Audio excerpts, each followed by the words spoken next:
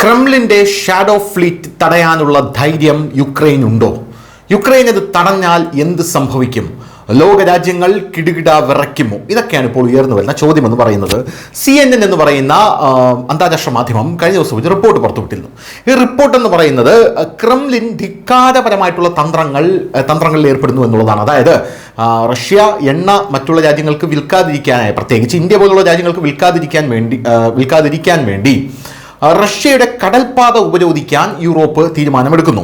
പോരാത്തതിന് റഷ്യയുടെ ഓയിൽ നിർമ്മാണ കമ്പനികളെ ഉപരോധിക്കാൻ അമേരിക്ക തീരുമാനമെടുക്കുന്നു.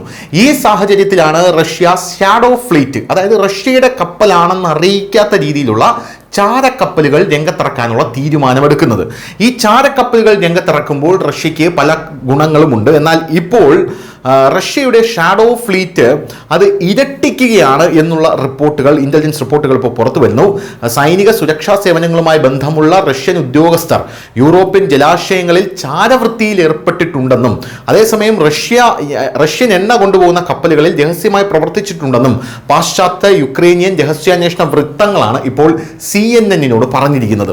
2022 യുക്രൈൻ്റെ പൂർണ്ണ തോതിലുള്ള അധിനിവേശത്തിന് ശേഷം മോസ്കോ നൂറുകണക്കിന് ടാങ്കറുകളുടെ ഒരു ഷാഡോ ഫ്ലീറ്റ് നിർമ്മിക്കുകയാണ്. പാശ്ചാത്യ ഉപരോധങ്ങൾക്കിടയിലും ബാൾട്ടിക് കരിങ്കടൽ തുറമുഖങ്ങളിൽ നിന്ന് റഷ്യയുടെ എണ്ണ കൊണ്ടുപോകുന്ന ഈ കപ്പലുകൾ എല്ലാ വർഷവും ക്രെംലിന് കോടിക്കണക്കിന് ഡോളറാണ് സമ്പാദിച്ചു കൊടുക്കുന്നത്. ഈ ഷാഡോ ഫ്ലീറ്റ് തകർത്തു കഴിഞ്ഞാൽ മാത്രമേ റഷ്യയുടെ സാമ്പത്തിക സ്രോതസ് തകർക്കാൻ സാധിക്കുകയുള്ളൂ എന്നുള്ള ചിന്തയാണ് ഇപ്പോൾ യുക്രൈൻ മുന്നോട്ടേക്ക് വയ്ക്കുന്നത്. ഇത് യുക്രൈൻ യൂറോപ്പിന് കൂടെ കൊടുക്കുന്ന ഒരു വാണിംഗ് ആണ്, അല്ലെങ്കിൽ ഒരു മുന്നറിയിപ്പാണ്. യുക്രൈൻ യൂറോപ്പിനോട് പറയുന്നത് ഇവർക്ക് ഷാഡോ ഫ്ലീറ്റുകളുണ്ട്. ഈ ഷാഡോ ഫ്ലീറ്റുകൾ വഴി അവർ എണ്ണ കച്ചവടം സുഗമമായി അങ്ങോട്ടും ഇങ്ങോട്ടും നടത്തുകയാണ്. ഇത് തടയൂ, അല്ലെങ്കിൽ ഇത് തകർക്കൂ എന്നാണ് ഇവർ പറയുന്നത്. പക്ഷേ അതിൽ തൊട്ട് കഴിഞ്ഞാൽ റഷ്യയുടെ വിശ്വരൂപം ഇവർ കാണും എന്നുള്ളത് യൂറോപ്പിന് നല്ലതുപോലെ അറിയാം. എന്തായാലും സമീപ മാസങ്ങളിൽ യുക്രൈനിയൻ ഇന്റലിജൻസ് പ്രകാരം ബന്ധമില്ലാത്ത രാജ്യങ്ങളിൽ രജിസ്റ്റർ ചെയ്തിട്ടുള്ള ഈ കപ്പലുകളിൽ ചിലത് തുറമുഖം വിടുന്നതിന് തൊട്ടു മുമ്പ് അധിക ജീവനക്കാരെ സ്വന്തമാക്കിയിട്ടുണ്ട് എന്നും ഇപ്പോൾ യുക്രൈൻ പറയുന്നുണ്ട്. ഈ കപ്പലുകൾക്കായി വലിയ തിരച്ചിൽ പലരും നടത്തുന്നുണ്ട് എന്നുള്ളത് പറയപ്പെടുന്ന വേറൊരു കാര്യമാണ്. ജീവനക്കാർ പ്രധാനമായും റഷ്യയുടേത് അല്ലാത്ത ആൾക്കാരാണ്, അതായത് റഷ്യയുടെ ഈ ചാരക്കപ്പലുകളിലുള്ള ഷാഡോ ഫ്ലീറ്റുകളിലുള്ളവർ. എന്നാൽ രേഖകളിൽ പട്ടികയുടെ താഴെയായി ഒരു ജോഡി റഷ്യൻ പേജുകളും അവരുടെ റഷ്യൻ പാസ്പോർട്ട് വിശദാംശങ്ങളുമുണ്ട്. റഷ്യൻ ജീവനക്കാരല്ല, പക്ഷേ റഷ്യൻ പാസ്പോർട്ടും മറ്റു കാര്യങ്ങളും അവർക്കുണ്ട് എന്നാണ് പറയുന്നത്. ഷാഡോ ഫ്ലീറ്റിന്റെ സംഘത്തിലേക്ക് സുരക്ഷാ പശ്ചാത്തലമുള്ള റഷ്യക്കാരെ ചേർക്കുന്നത് യൂറോപ്യൻ തലസ്ഥാനങ്ങളിൽ ആശങ്ക സൃഷ്ടിക്കുന്നുണ്ടെന്ന് റിപ്പോർട്ട് വരുന്നു. ക്രെംലിന്റെ തന്ത്രങ്ങൾ എത്രത്തോളം ധിക്കാരപരമായി മാറിയിരിക്കുന്നു എന്ന് ലോകം കാണേണ്ടതാണ് എന്ന് യുക്രൈൻ ഇപ്പോൾ പറയുന്നുണ്ട്.